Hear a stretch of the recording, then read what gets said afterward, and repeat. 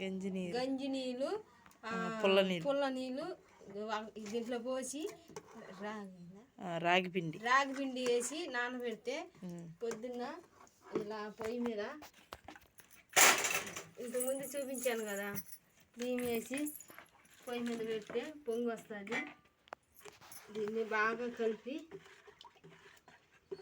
నీళ్ళంతా దాంట్లో పోసేయాలి. పైన నీళ్ళంతా పోసేసి కింద పిండి ఉండిద్ది, దాన్ని కలుపుకోవాలి. దీంట్లో పోయాలి,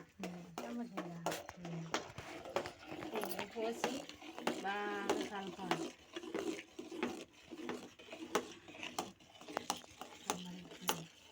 కలిపితే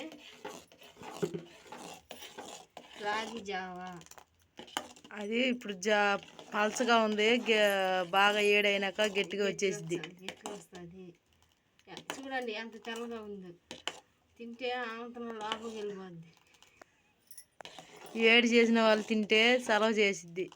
ఇలా జావ వాళ్ళు తింటే బాగుంటుంది, మంచిది, ఆరోగ్యం మంచిది. పొయ్యి మీద అంబలి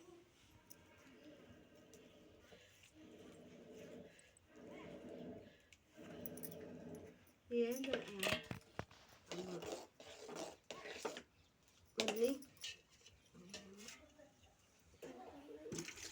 పోసి కొంచెం నీళ్ళు పోసి బాగా కలిపి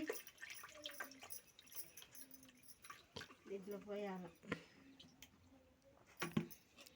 ఎవరికైనా కావాలంటే వచ్చేయండి, తిందురు.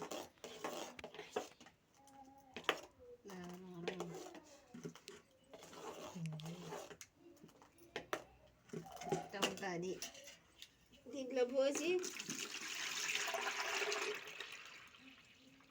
చారు పెడితే పోయాల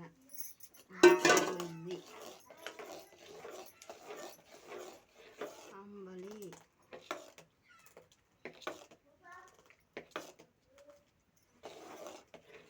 ఇప్పుడు చాలు.